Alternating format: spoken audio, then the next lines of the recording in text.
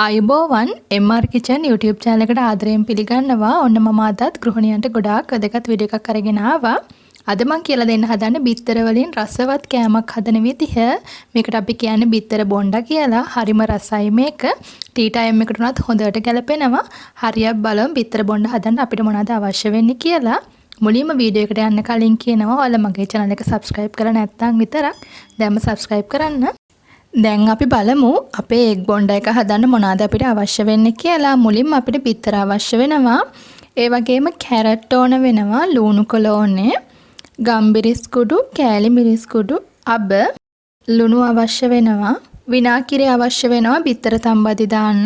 තව පොල් තෙල් අවශ්‍ය වෙනවා. ඔයාලට කැමති තෙල් වර්ගයක් පාවිච්චි කරන්න පුළුවන්. ඒ වගේම කඩල පිටි අවශ්‍ය වෙනවා. කෝන්ෆ්ලවර් ඕනේ. මේ ටික තමයි අපේ බිත්තර බොණ්ඩා එක හදන්න අපිට අවශ්‍ය වෙන්නේ. අපි දැන් බලමු කොහොමද අපේ බිත්තර බොණ්ඩා එක හදන්නේ කියලා.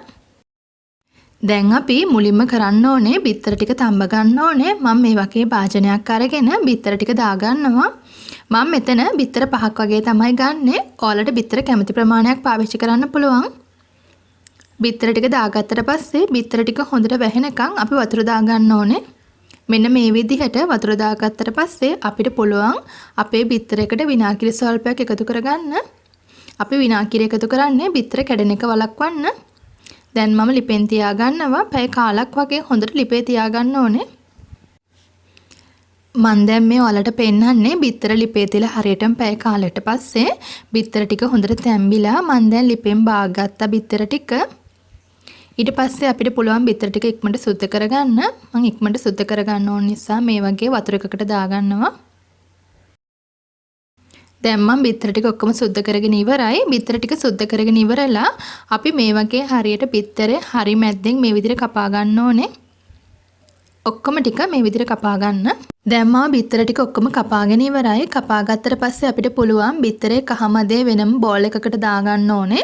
ඊට පස්සේ අපි සුදු මද ටිකත් වෙනමම අයින් කරගන්න ඕනේ. මෙන්න මේ වගේ සුදු මද ටික අයින් කරගන්න. මේ තියෙන්නේ අපි වෙන් කරගත්ත බිත්තර කහමද ටික.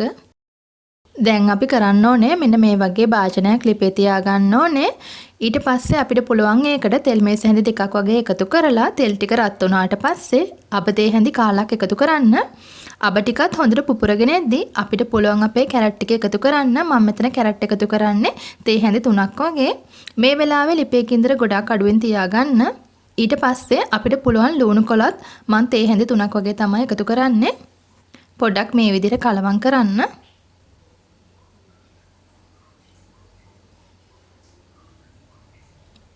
දැන් මම කෑලි මිරිස් කුඩු තේ හැන්දක් වගේ එකතු කරනවා. ඔයාලගේ රස අනුව ඔයාලට මිරිස් එකතු කරගන්න පුළුවන්.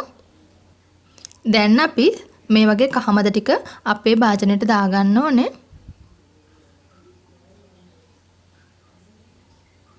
දාලා පොඩ්ඩක් මෙන්න මේ විදිහට අපි කහමද ටික ඔක්කොම පොඩි කරගන්න ඕනේ.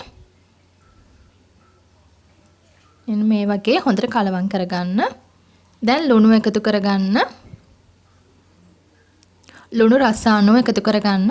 ඒ වගේම ගම්බිරිස් කුඩු ටිකක් දාගන්න. ගම්බිරිස් කුඩු වලින් ගොඩාක් දුරට අපේ මේ බිත්තර බොණ්ඩා එක රසවත් කරගන්න පුළුවන්. දැන් අපිට පුළුවන් හදාගත්ත බිත්තර මිශ්‍රණය මේ වගේ බෝල් එකකට දාලා තියාගන්න. පොඩ්ඩක් රස්නේ යනකම්. දැන් අපි කරන්න ඕනේ මෙන්න මේ වගේ බිත්තරේ සුදු මදේ අරගෙන අපිට පුළුවන් අපි හදාගත්ත කහමද මිශ්‍රණය තියලා හරියට මැද්දෙන් තියලා මෙන්න මේ විදිහට පුරව ගන්න. මේ විදිහට ඔක්කොම සුදු මද ටික පුරව ගන්න ඕනේ. දැන් මේ තියෙන්නේ අපි පුරවගත්ත බිත්තර සුදු මද ටික. දැන් මේ ටික පැත්තකින් තියලා අපි කඩලා පිටි බැටර් එක හදා ගන්න ඕනේ. කඩලා පිටි බැටර් එක හදන්න මම මෙතන කඩලා පිටි මේස හැඳි 5ක් පාවිච්චි කරනවා. ඒ වගේම කෝන්ෆ්ලවර් මේස හැන්දක් දාගන්නවා. තව අපිට ගම්බිරිස් කුඩු ස්වල්පෙකුත් ලුණු කුඩු ස්වල්පෙකුත් එකතු කරගන්න පුළුවන්. මේක පොඩ්ඩක් මෙන්න මේ විදිහට කලවම් කරගන්න. දැන් වතුර ටික ටික දාලා අපි මේ බැටර් එක හදා ගන්න ඕනේ. එකපාරම වතුර දාගන්න එපා. මෙන්න මේ විදිහට වතුර ටික දාලා අපි ගොඩාක් උකුත් නැතුව ගොඩාක් දියත් නැති මිශ්‍රණයක් තමයි හදා ගන්න ඕනේ. මෙන්න මේ වගේ ප්‍රමාණයට. දැන් හරි කඩලා පිටි බැටර් එක හදලා ඉවරයි. දැන් අපි කරන්න ඕනේ මෙන්න මේ වගේ භාජනයක් ලිපේ තියලා තෙල් ටිකක් දාගන්න ඕනේ. තෙල් ටික හොඳටම රත් වුණාට පස්සේ අපිට පුළුවන් අපි හදාගත්ත බිත්තර ටික අපේ මේ වගේ කඩල පිටි මිශ්‍රණයට දාලා හොඳට දවටගෙන තෙල් එකට දාගන්න පුළුවන්.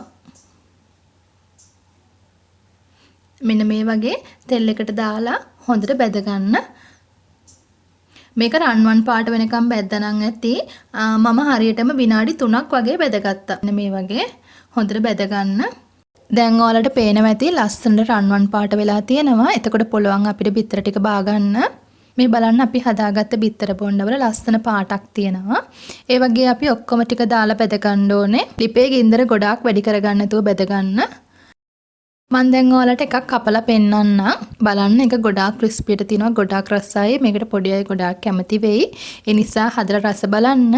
එහෙනම් හැමෝම බිත්තර බොණ්ඩ හදලා බලන්න. හදලා බලලා මටත් කමෙන්ට් එකක් දෙන්න. ඔයාලා මගේ වීඩියෝ වලට කැමති නම් අනිවාර්යෙන් මගේ channel එක subscribe කරන්න. ඒ වගේම මේ වීඩියෝ එක ඔයාගේ යාළුවෝ අතර share කරන්න අමතක කරන්නත් එපා. මගේ වීඩියෝ එක නරඹුවට බොහොම ස්තුතියි.